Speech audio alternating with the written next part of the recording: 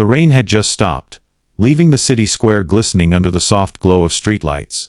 The air carried a faint smell of roasted chestnuts from a nearby vendor, mingled with the sound of hurried footsteps and murmured conversations.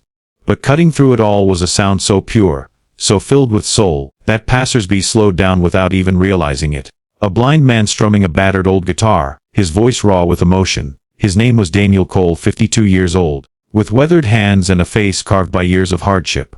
Every note he played told a story, of dreams once alive, of losses that left him in darkness, and of hope that refused to die. The guitar, though worn, was polished at the edges from his careful touch, and beside him sat a small glass jar, holding the few crumpled bills and coins strangers had tossed in. Daniel wasn't begging. He was giving, and those who stopped to listen felt it. His music wasn't about money. It was about connection. Each day, Daniel would set up in the same spot in the city square, playing songs that mixed old blues, soft folk melodies, and original compositions born from his own life's journey. Despite losing his sight 10 years ago in a tragic accident, his passion for music only grew stronger. It was how he stayed connected to the world around him, a world that had otherwise grown increasingly isolating.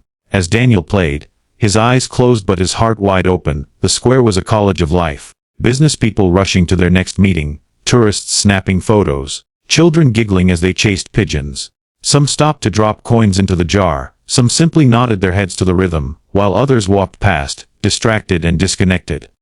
But the melody persisted, a steady heartbeat amid the city's chaos. Yet, the world is never short of those ready to take from the vulnerable. Out of the shadows emerged three young men, their faces covered in arrogance rather than masks.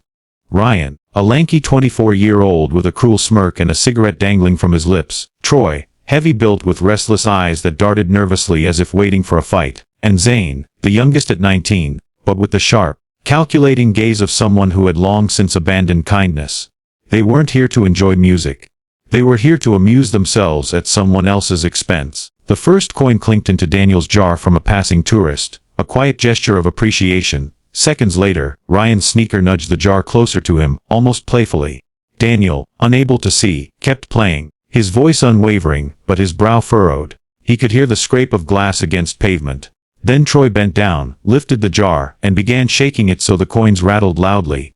"Thanks for the donation, old man," Troy sneered, voice dripping with disdain. Daniel stopped playing, his fingers frozen on the strings. "That's not yours," he said quietly, his voice steady despite the situation. The crowd, sensing tension, hesitated. People looked but no one moved forward. Some took out their phones but nobody stepped in. The gang laughed, tossing the jar from one to another like it was a game. The laughter grated on the nerves of many in the crowd, but fear and apathy kept them rooted in place.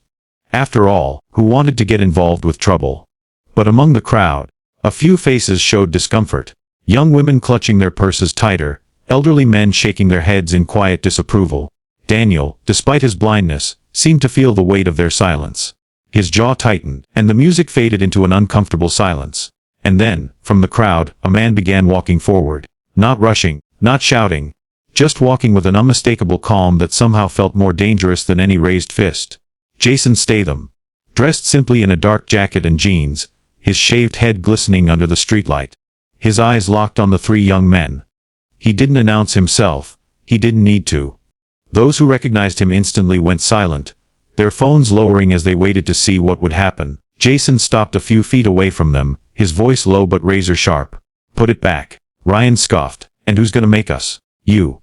Jason tilted his head slightly, studying them like a cat deciding how much energy to spend on a mouse. "You're stealing from a blind man. That's the level you're at. That's your big achievement for the night." The mocking grin on Ryan's face faltered for a split second, but Troy stepped forward, puffing up his chest. "Back off, man. This doesn't concern you." Jason took one more step closer, his tone still controlled. "It concerns everyone with a spine. Now put the jar back, and you're going to apologize." The crowd began to press in, their murmurs swelling. The gang glanced at each other. They weren't used to this. Not someone yelling, but someone who looked utterly certain of what would happen if they refused. Zane tried to laugh it off. "Or what? You gonna hit us?" Jason leaned forward just enough for them to hear the edge in his voice. "No. I'm gonna make you wish you'd walked away when you had the chance." A something in his tone broke through their bravado. Ryan, trying to save face, tossed the jar to Jason, who caught it without looking away from them. Jason crouched beside Daniel, placing the jar gently at his feet. "You're good, mate. Keep playing," Jason said softly. Daniel's lips trembled, his voice almost breaking. "Thank you, I." But Jason wasn't finished. He stood, his gaze snapping back to the gang. "Not done yet. You're going to put money in it. All of you." A ripple went through the crowd. The three men hesitated, but Jason didn't move. He just waited, letting the silence stretch until it became unbearable. One by one, they pulled out bills from their pockets and dropped them into the jar. The coins clinked louder this time. Jason nodded slightly. "Now apologize, properly." Ryan swallowed hard. "Sorry." Jason's brow rose. "Try again, like you mean it." And this time, the apologies came out more sincerely, their eyes darting away from the crowd watching them. Jason stepped aside, letting them slink away, but not before adding, "Remember tonight. Because if I ever see you pull something like this again, we'll have a different kind of conversation."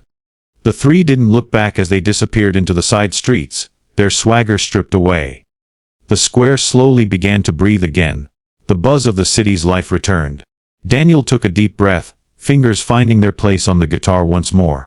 His voice was shaky at first, but the melody soon filled the square again, richer than before. People began dropping more bills into the jar. Dozens of them, moved by what they'd witnessed. Jason didn't stay for the applause or the gratitude. He simply gave Daniel a small nod and began walking away. "Wait." Daniel called out. Jason paused. "You didn't have to do that, but you did. I'll never forget it." Jason smiled faintly. "You don't have to remember me. Just remember, there's always someone who'll stand up. Sometimes, that someone has to be you." As Jason disappeared into the night, Daniel's music lingered, wrapping the city square in a blanket of hope and resilience. But what happened after that night was something even more profound. In the days that followed, the story of the blind musician and the mysterious man who stood up for him spread through the city like wildfire. Social media lit up with posts praising Jason's courage, with many inspired to reconsider their own silence in the face of injustice. More people began to stop by Daniel's corner, not just to listen, but to support. Donations increased, and some local businesses even offered him spots to perform inside their cafes, protecting him from the harsh weather and unsafe streets. Daniel, who had once felt invisible, now felt seen. Not for his blindness, but for his spirit. He was invited to community events and music festivals, sharing his story and his songs. With each performance his confidence grew, and with it, his messaging that even in the darkest moments, light could find a way to break through. But the real change wasn't just for Daniel. Ryan, Troy, and Zane found themselves haunted by the night. The humility forced upon them in front of a crowd had cracked their armor of bravado. They began to question their choices, seeing in Daniel's music something they had long ignored. Humanity. Ryan took up a guitar himself, fumbling through chords in his small apartment, trying to find a better path. Troy started volunteering at a local youth center, channeling his restless energy into helping others avoid the mistakes he had made. Zane enrolled in a community college, determined to rewrite his story. Jason's intervention was a catalyst. Not just a single act of bravery, but a ripple that spread into lives beyond what anyone could have predicted. One evening, a few months later, Daniel found himself playing in a packed community hall, the crowd swaying to the music. As the last note faded, he saw a familiar figure in the back of the room. Jason, standing quietly, a proud smile on his face. After the show, they spoke for a long time, sharing stories of struggle and hope. Daniel said, "You didn't just save my money that night. You saved my faith in people." Jason nodded. "And you reminded me why it matters to stand up, no matter what." The city around them continued to pulse with life. Its endless rush, its occasional cruelty, but also its boundless capacity for kindness and change. And in the heart of that city, in a small square under flickering streetlights, a blind man with a guitar and a man who refused to look away had shown everyone what it truly meant to be brave. Sometimes, courage doesn't roar. Sometimes, it is the quiet strength of a song that refuses to be silenced. And a single person's choice to defend it.